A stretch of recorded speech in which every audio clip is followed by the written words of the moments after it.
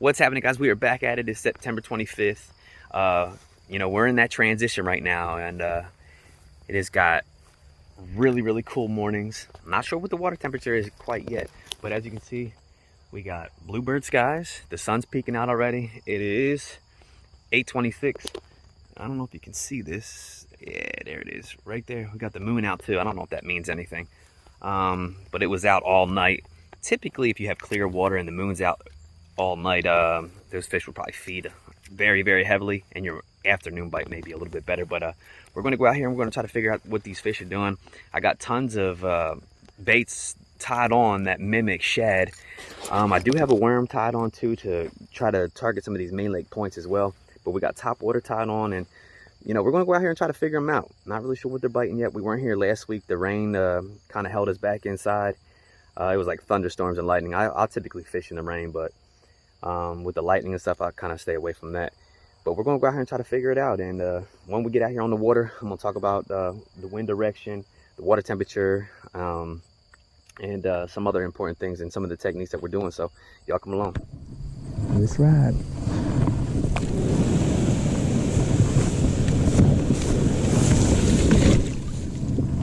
We out here.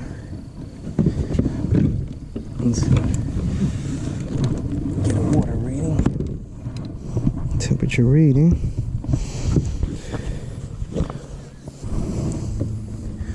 All right, so like I mentioned, we're in the fall transition. I'm gonna pick up a jerkbait. I see a lot of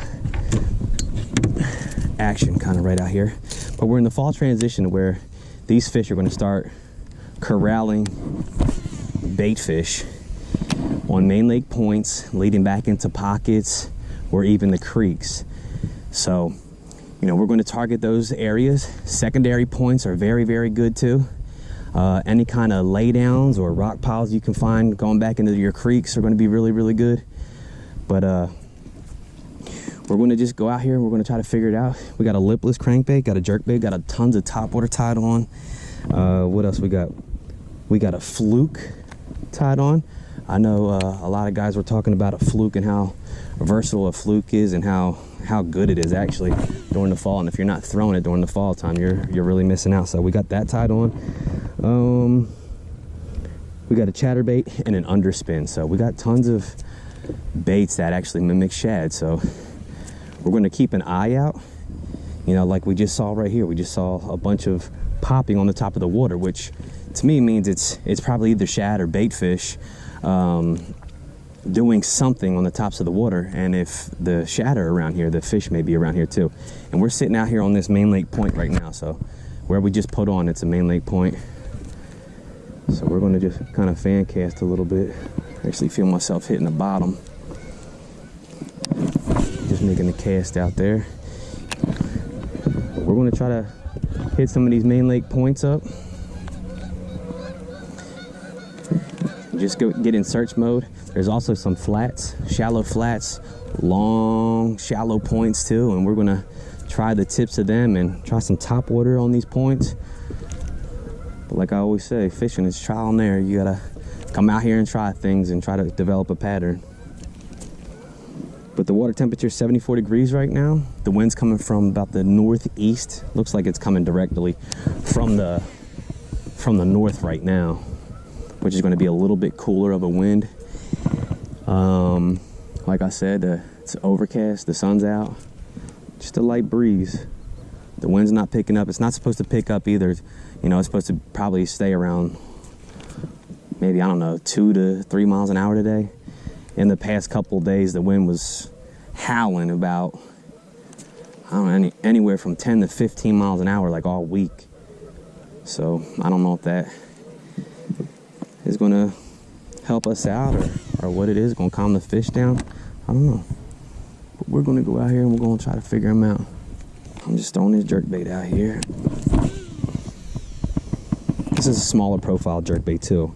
For some reason, these fish have been targeting really small shad.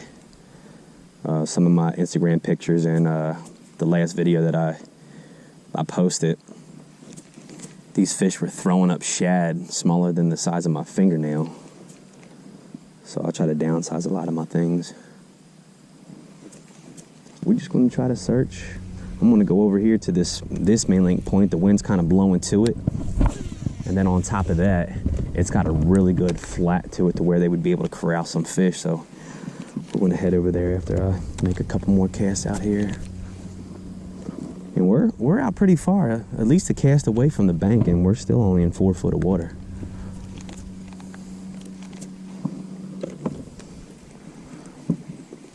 Right here, huge whopper plopper.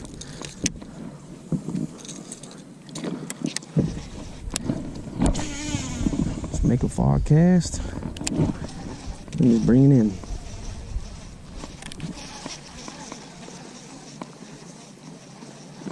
And this is where I want to throw it over here. So we're going to go in here and we're going to try to throw it a little bit.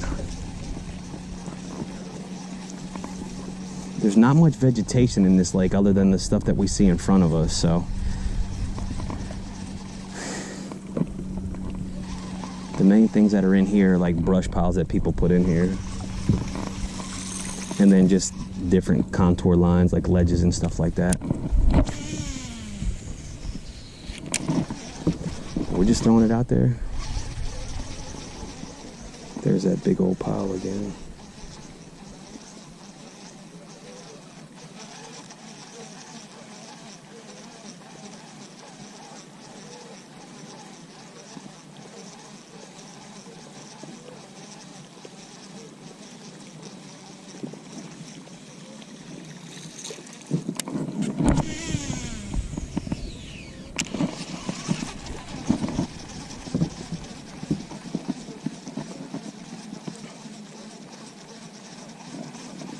Gonna make a couple casts.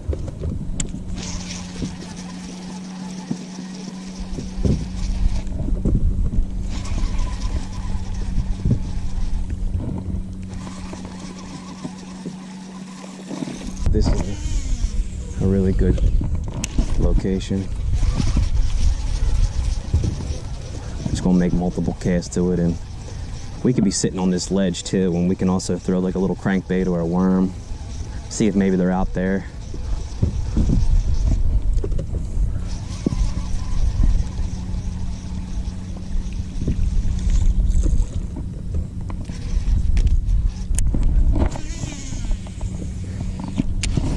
But when you're fishing a whopper plopper, it covers a lot of water very quick, especially if you're going to try to figure out if they're, you know, on some top water. If they're just swiping at it or, you know, not getting hooked, you might want to swap it out to something a little bit slower, maybe even something a little bit smaller. This is a little bit bigger. I think this is a 110.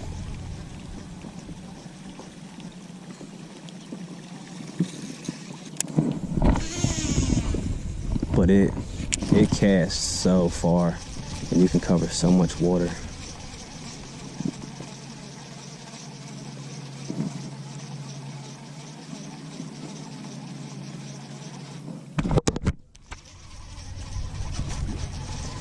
Once in a while I like to pop it like that and make it kind of sound like fish are blowing up on bait fish.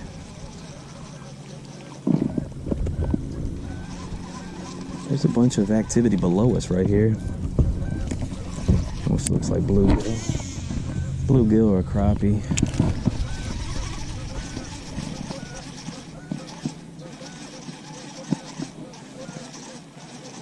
Usually when the water's got a nice little ripple like it has on right now, I love fishing top water. But if it gets slick, I don't usually like top water.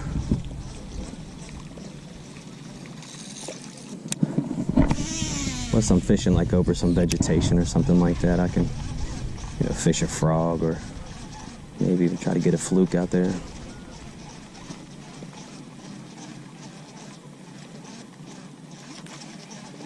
Alright, I'm gonna put that up. If they wanted that, they would have got it. Alright, so now I'm gonna go to a lipless crankbait. I'm gonna throw it down this ledge and maybe yo-yo it. I've seen a lot of fish on the bottom on the way over here. Make a super long cast. We actually need to get out a little bit deeper just so we can yo-yo it a little bit better. And if you're not fishing a lipless crankbait in the fall, to help you locate fish or even to catch a fish of a lifetime, you're definitely missing out. You definitely need a lipless crankbait on. I mean, find one that you like, no matter what the brand is. You just go out there and get one and throw it around. And there's so many different ways of fishing it too. You can hop it off the bottom like a jig. You can just literally fish it like a jig, just drag it. Sometimes that works. You can yo-yo it. You can do just like a steady retrieve. There's so many different things that you can do. I know in the fall time I love to yo-yo it off these little ledges.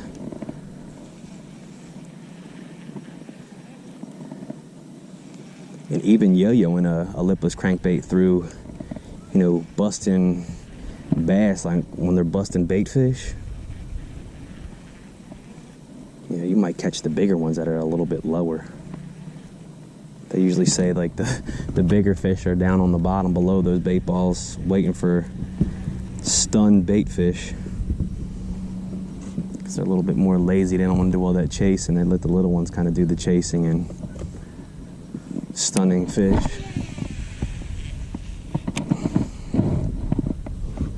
But we're going to go out here and see what we can do. I've seen some fish out here in deeper water off the main lake point. The one right behind us.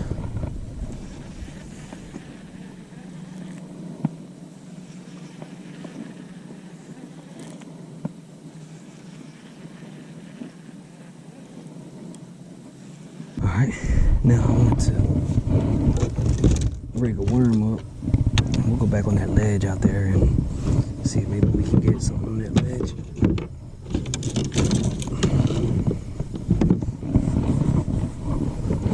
Brought some worms, brought some flukes, brought a little bit of everything today.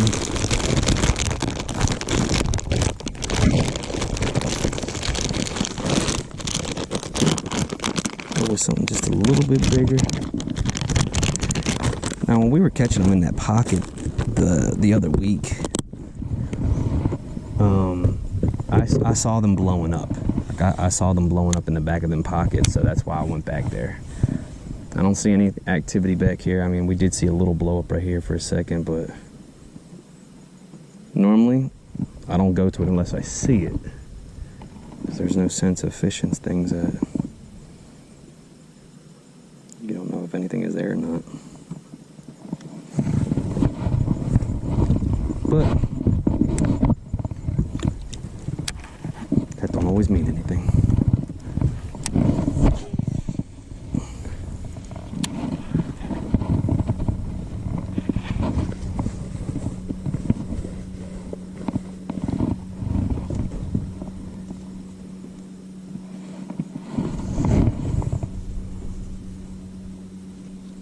Put my windshield on.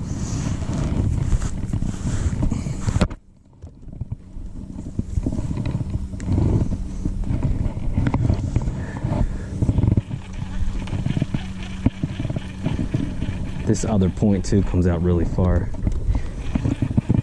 This one right here, it goes out super far.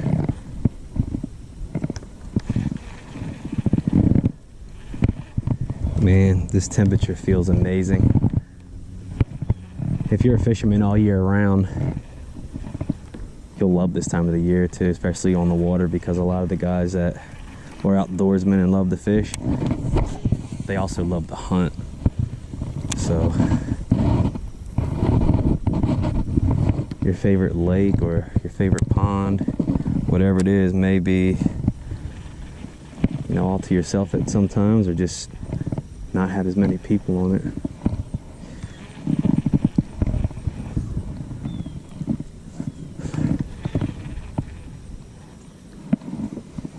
I got that wobble head on now with that big 6-inch worm on. I'm just gonna drag it along these points real quick. Won't hurt.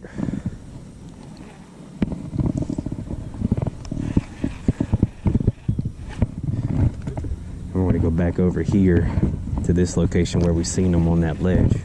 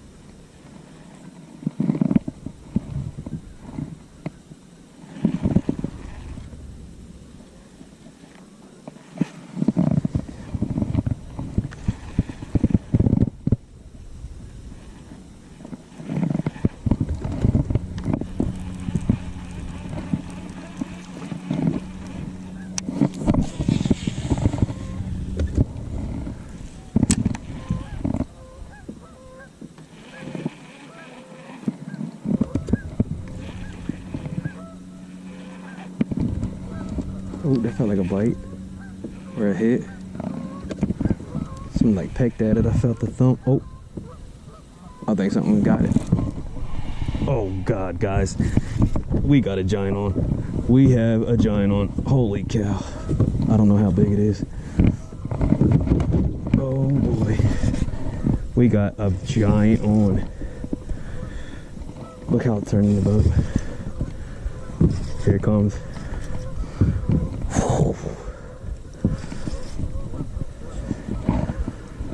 Holy cow. We got a giant on.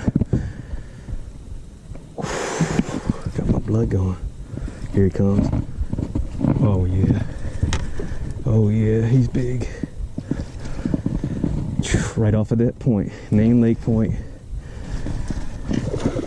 Oh my God, he is huge. I don't know if y'all can see him. Or her, whatever it is. Let's see what we got. I don't know if she hooked good, but she is fat. She is fat. Oh my God. Guys, look at that fish. That is at least a 10-pounder. First fish on a worm. Look at that gut. Oh my God, I'm shaking. Holy cow. Look at this fish. This is a 10-pounder for sure. That is a 10-pounder. 10-pounder. 100%.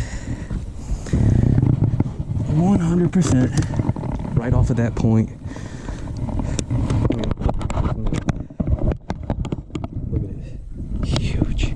Look at this. All right. I'm saying maybe 10, 10.5. Let's see what we got. Oh my God. 996. 996.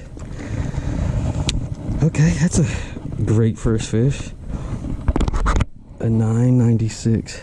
I don't know if y'all can see this in the camera, but this thing is huge. 996. Yeah, we need some fish. Oh, he's pooping all over the boat. Big nasty. Let's let this thing go.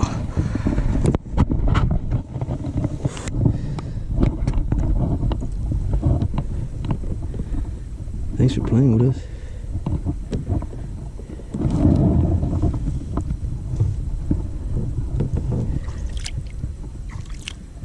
Just hanging out. There she goes. 4 ounces shy of a 10-pounder, guys. How insane was that? So, this is that point. This is that point. We were fishing the ledge here. We went back into this pocket. And I said that this point right here goes out into some deeper water. So we were actually inside the pocket. We threw that worm out here into some deeper water, hoping to get to the edge of that point that's submerged. And I drug it a couple times. And then I thought I felt a tick, so I kept on dragging it. And then I just waited for a second, and then I saw the line going this way, and that's what it was right there. 996. That was cool. Only downfall about fishing soft plastic is that if they start shaking their head, that soft plastic goes into the water, and if they ate it, you know, on your hook and on your with this line, they're gonna eat it again. Not that same fish, but something's gonna eat it again, and that's gonna suck because they don't digest that too well. But this is the hook right here. Let me show you. And it's by Strike King. It's a wobble head by Strike King. This is the second version that they came out with. This is Greg Hackney's version, but the one that they had before, I don't think they make it anymore, but they had a Troke Arc hook on it, and every time you try to skin hook it, that little extra blade that was on the top of a Troke Arc would literally cut the top of your soft plastic, not allowing you to kind of put it into the soft plastic, exposing it. And you know, I was really thinking, I was like, man, if they would just put a Gamakatsu hook on there, or a hook that was kind of flat to where you can skin hook really well, it would be amazing. Well, a year later, a couple years later, Greg Hackney came out with this one here. I guess he helped design it. But this is black.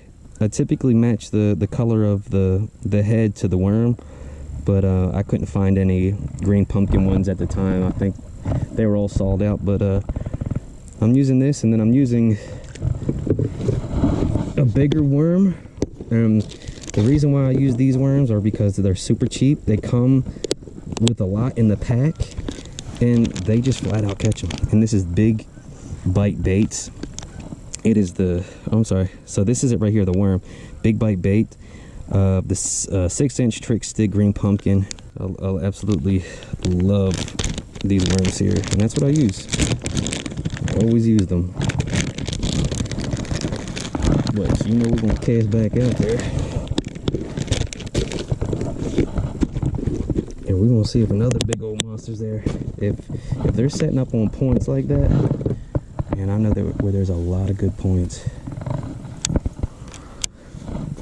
Usually after a huge fish like that, I always retie.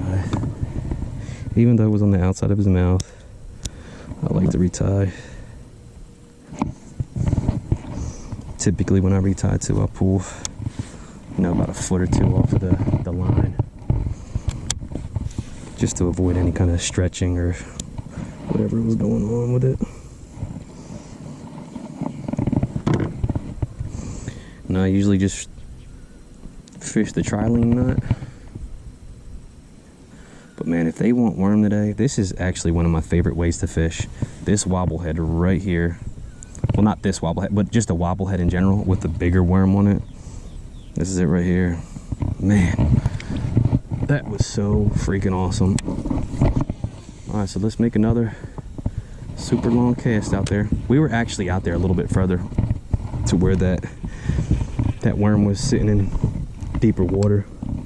But man, that was so much fun. That's exactly why we come out here.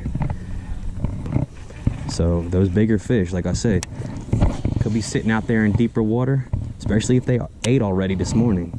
You know, they're probably out there suspended or out there on that point somewhere just hanging out, and they're just gonna wait. Whenever they get hungry, just come up and feed. That fish right there obviously didn't need a feed. That fish's tummy was humongous. Huge.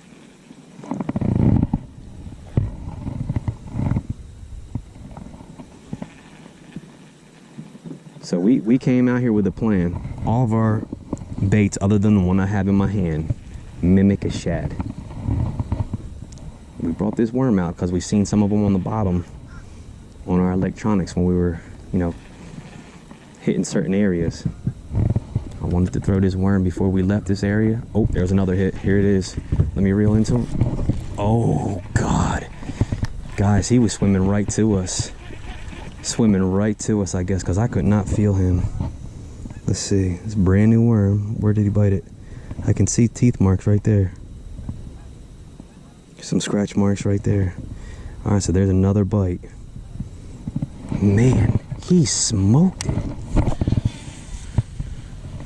So we're sitting shallow up against this point. We're super close to it, about a pitch away. And we're throwing out to deep water, just dragging that worm up that point. I don't want to get out there too far. But that fish right there literally picked that worm up and was coming directly to us. I just got overly excited. I gotta calm down.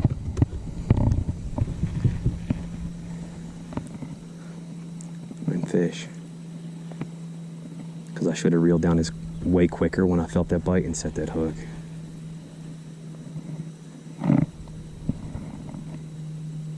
But I mean, there is some activity out there.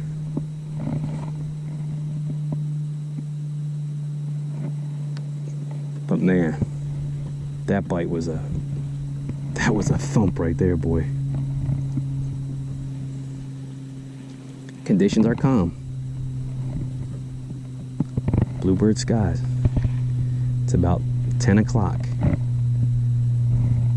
We're just dragging a bait. Now, like I said, if the wind picked up, I'd probably fish a lot faster. I don't know if you've ever heard of somebody say fish to condition. Fish how it is right now. If it's just calm and just chill, fish calm and chill. Every once in a while, if that doesn't work or nothing else works, fish fast and try to create that reaction strike. Oh man, that was awesome.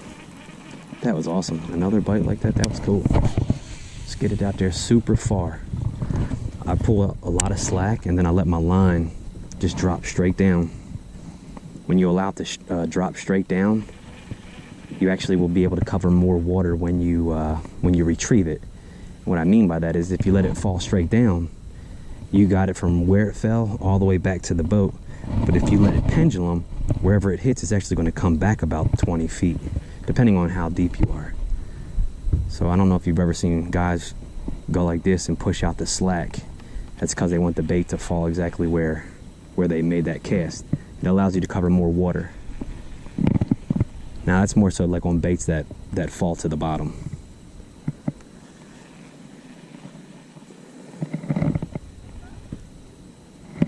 So we were on that point. We're definitely going to throw it back down that ledge right there, man, because if they're on these ledges, oh man, or on these main lake points like this could be real fun.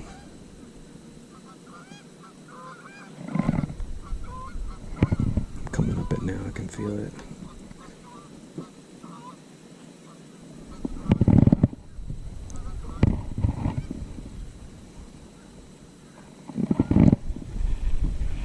There was something busting right there, that little swirl in the water.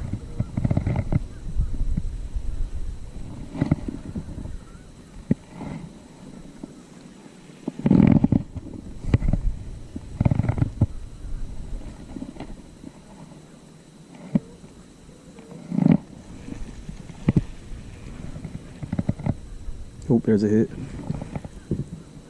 Oof, that was a good hit. Something pecked it pretty hard.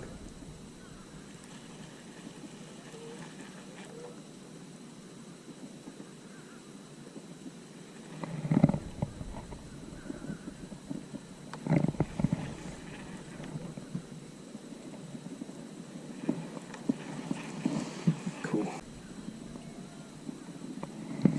Man, that was fun. So we got 3 hits right here.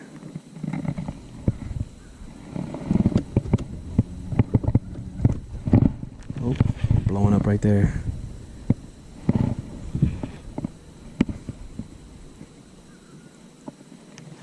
They can blow up there. We getting bites out here on this point.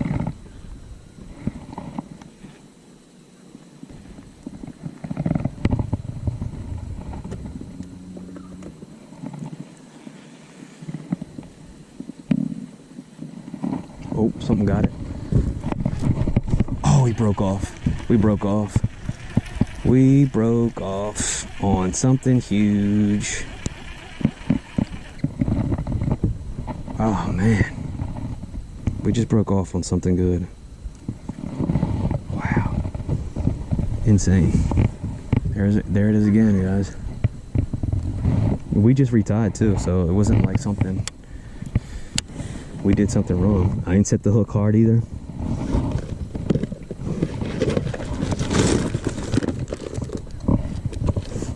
But I guarantee you his cheek is hooked. I know that much. The way he was pulling, he is definitely hooked.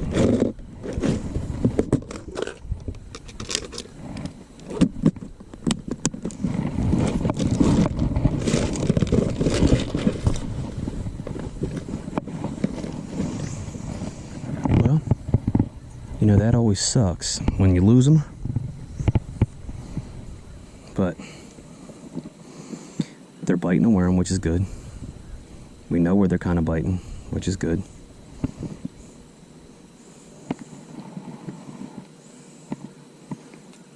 Two, we're not in a tournament. Not in a tournament.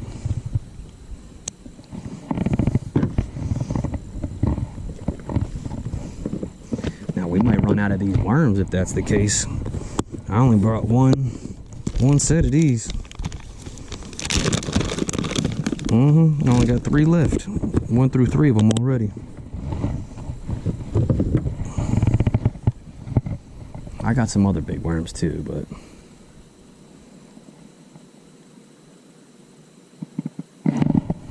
man, guys, that was a good fish. I know it was.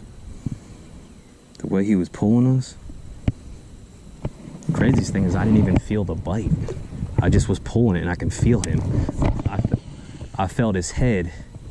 I felt his head shake when I set the hook. I don't know if there was something down there that he ran into, like a brush pile or something. I don't know. But like I said, the ledge goes down like this. The point comes out here, so there's like a little pocket right there that they could actually hang out on. And like I said, I felt very good cover on the bottom, like little rocks and stuff.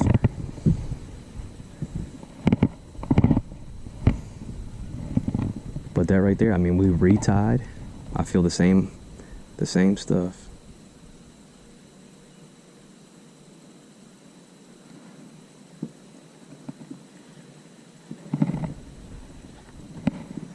Wouldn't it be cool if we caught the fish that broke us off, if he was still down there?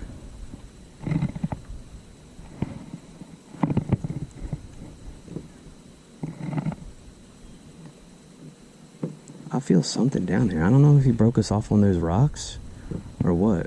It doesn't feel like that many rocks though. It feels like little baby rocks.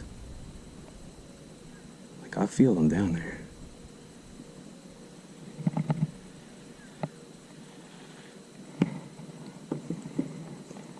Don't feel like anything that would have got us broken off.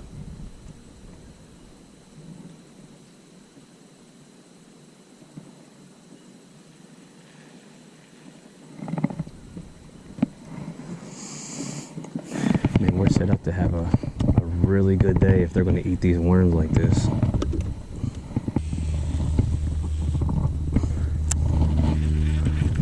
Alright, so we just threw back toward that point where we caught that giant and had a bunch of those bites. So now we're going to be pulling it into deep water. Let's see if this helps us get a bite. A bit more. It's 4 bites, guys, on this point where a lot of this action of bait fishing stuff is. So, you know, they say find that bait, but you would think that we would be fishing a bait that would mimic some of these shad, but man, we're fishing on the bottom. We're fishing a worm, a bigger profiled worm. I don't understand why we're not getting these hookups. I think I'm maybe waiting too late to set the hook.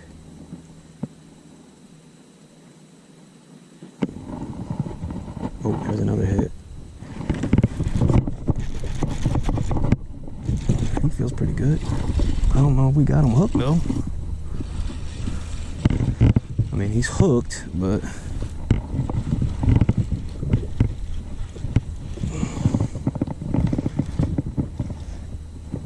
alright, he's a little bit better.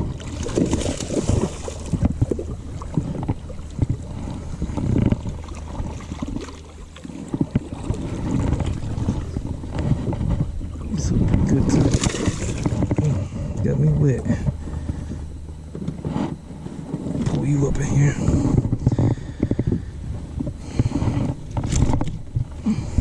Alright. There's another one. He's probably about 2.5. But man, right off on that point. That point. Man, if this continues and I ain't got these these worms, it's gonna make me a little upset.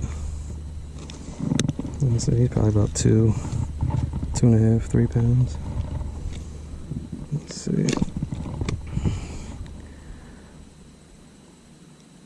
240.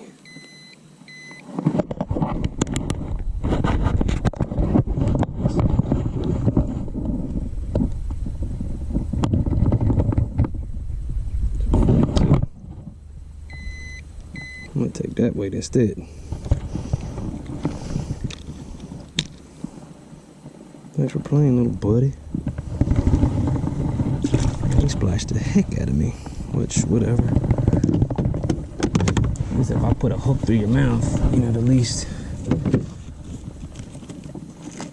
I can get this little splash. Alright, so one thing I know about fishing these big worms and trying to save them a little bit better. See, this one's already getting torn up. I don't know if I'll be able to, but I'm gonna try. What you do is, if y'all can see this, this is a Wacky Rig O-ring. You just put that on there, roll it on just about not too far down, just up at the head area. So about that far down. So what you do is, it actually acts as a keeper. So put it the way you need to, and then run it through, and then come right at the bottom of that rubber and come right out and slide it all the way up. So now that O-ring is actually on that keeper right there, and it's holding this here to where you may not lose as many soft plastics, which is probably something we should have done in the beginning. But guys, it's that same point, that same location that we're casting over, and we're just fan casting, you know, up a little bit shallow to a little bit deeper. As you can see, there's some bait fish out here. I don't know if you can see them, but there's bait fish out here that are a little bit deeper. I don't know how big that last fish was that got off, but he felt like he had a little bit of a belly to him. But you know, that's all part of it. And we hit it on a different angle. We're out here a little bit deeper. It's in about 6.5 foot of water. Throwing up across that point. We had back-to-back hits.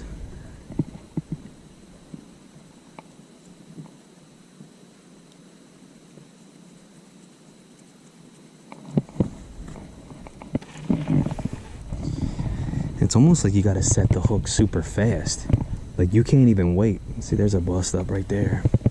Like you can't even wait. If you wait, it's too late. Like I need to be really getting ready to set this hook.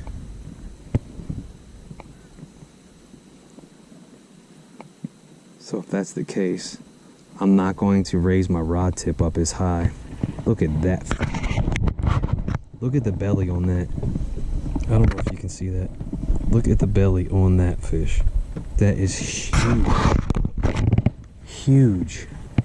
And that's out here off of that other side of that point. But like I was saying, I'm not going to raise my rod tip up that high, so it doesn't take me that long to reel in the slack.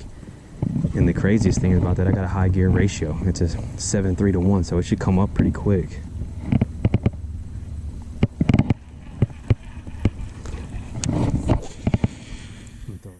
Whew, what a brutal day. But that first fish, that's exactly why we come out here. You never know what you're going to land when you come out here to these places. But, you know, we try to target those main lake points back into some of those pockets. And we had a bunch of baits tied on that mimic shad, but, you know, the one that pulled out the best for us was that worm on that wobblehead. That green pumpkin trick stick was 6 inches by Big Bite Baits. And, you know, we had a bunch of bites on it. We hooked up a couple times and they got off. We broke off a couple times. And, you know, we landed that giant, which was really cool. But when you land them so early like that and you fish all day and you don't catch anything for the rest of the day, that's pretty tough. We also missed one on what was that? We missed one on a square bill off of one of those points, actually out in some deeper water. And that was probably about a 3 or 4 pounder. But, you know, that's fishing.